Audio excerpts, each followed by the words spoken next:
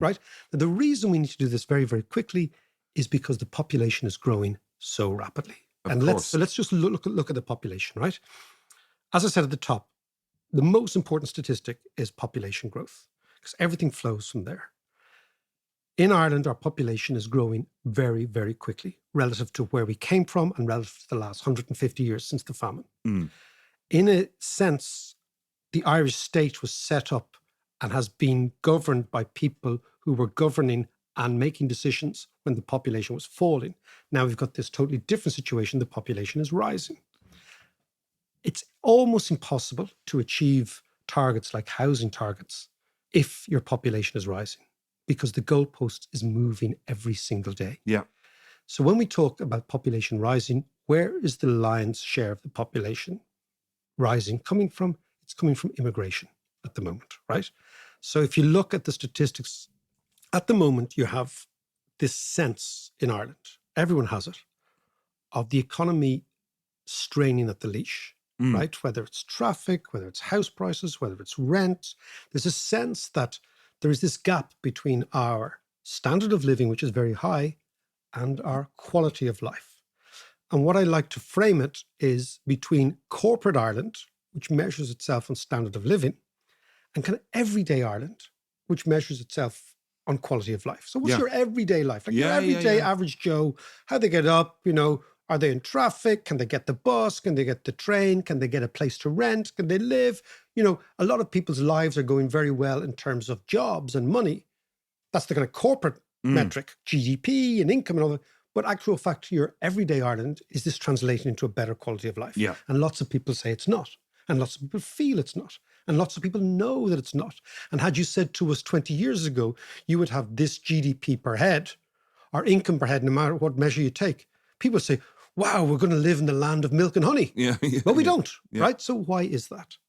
And I think it is, at the moment, the state is running the economy really hot. It feels like a company that's overtrading. Overtrading is this expression for a company which has entirely been driven by sales and revenue growth. So that's actually selling as much as it possibly can. But in the background, it's a complete chaos. There's no back office, there's no systems. The IT system is all broken. There's nobody managing people's, day-to-day lives. Yeah, within the structure company. is for a small company, but, it hasn't scaled. Exactly. Yeah. And in order to do that, and sometimes that's driven by the fact that the chief executive or the shareholders just want revenue growth. And that leads to a very unpleasant balance within the company because everyone is operating on the seat of their pants. So it all looks good on the outside. And for the quarterly results, it looks fantastic. And people say, wow, that company must be amazing to work in. But it's not. It's awful because the requisite building blocks haven't been put in place to make sure that for X amount of revenue, you have enough people, you have enough staff, you have enough backend, all that sort of stuff. Ireland is a country that's overtrading. So the top line looks amazing.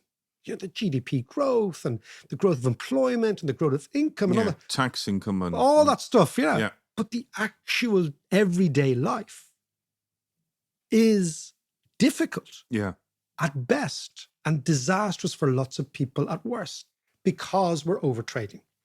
And the problem with our politicians is they've become obsessed with the fetish of the growth number, the GDP number, the corporate Ireland number, right? And they are the ones who are driving or who are facilitating running the economy incredibly hot. Now, in order to run the economy very hot, you have to run the economy over your capacity. And how do you actually run over your capacity? Either you throw lots of money at the economy or too much money or too many people. Right. And what we're throwing is too many people, right? And this is not to say Ireland is full. This is not that argument. The argument is how many people can you absorb in order to generate the link between standard of living and quality of life that makes sense. Yeah. If you're absorbing in too many people, and the thing about immigration, economists talk, we're importing talent. No, you're importing people and families. Yes. And children. Yeah. And husbands and wives. And maybe even extended families, right? They need places to go to school. Yeah, they all have needs. They need to go to school. They need a place to live. They need a health service. They need protection from the cops. They need all these things. They need water, so you need to plumb for all this stuff, right? So we talk about talent, but we actually mean people. Yeah. And of course, if you're an immigrant, you expect the same standard of living as the locals, or at least something close to it. Right? A lot of immigrants say, look, I'm going to pay for a while, but then I'll catch up with the locals. But in general, you want your kid to go to school. So that means you need to build bigger schools in certain areas. You want a health service.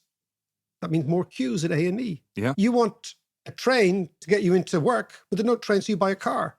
That means more traffic, right? So you can see what I mean, right? So if the economy is being run hot by the state, and the way in which it's been run hot is to increase the physical demographic population, that capacity, then what you will do is you will slam up against the constraints of growth. So the question then is, should we have a population target as much as a GDP target? Yeah. And if you look at the CSO, they've given, for example, a forecast for the growth of the population out to 2060 based on 3 scenarios. One is high population growth, which is 45,000 per year. Then I think medium is 20,000 and low is 10,000. This is immigrants per year, right? Yeah. Now, 45,000 is their high mark. Do you know how many net immigrants came into the country last year? Don't know. 78,000. Right. Right. So let's be realistic about it, right?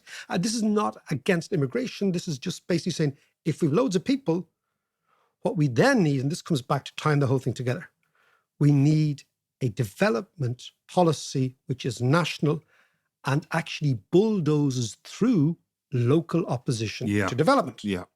And this is where we are. So if we want to have lots of immigrants and push the economy as much as we can to create as much opportunity as we can, and let's see how the cards fall, then we need to have a system which greenlights development on a scale that we have never seen before. I'll just give you an example, right? 143,000 people came into the country last year. About 70,000 people left. That gives us the net 78,000 figure, right? But the people who left and emigrated are largely young Irish people. Yeah. So they probably left the family home, like my kids and your kids. So they leave, but there's no new houses made available by them leaving. Yeah. So you can see how there's no equivalence. There's no change in the housing stock. So a house doesn't become available for the new people. Yeah. So what you see, you've already got this amplified impact on the housing stock. So what we've got to figure out is, what is the optimum population? Now, you mightn't think that that is a crucial thing to say today. Fast forward 10 years. Yeah. 2015 doesn't seem like a long time ago. It's 10 years ago. Doesn't seem like a long time ago, right? It's 10 years ago. Fast forward 10 years from now, you have a much higher population. Maybe the multinationals leave. Maybe there's a change of government. Yeah. And we've no idea what's going to happen. And we've no plan. Yeah. Then the problems in the UK will look like chicken feet to the problems in Ireland. That's why we have to get our house in order now. We've got to make hard decisions now. And finally, we've got to have adult, not adolescent conversations. And we're not having them.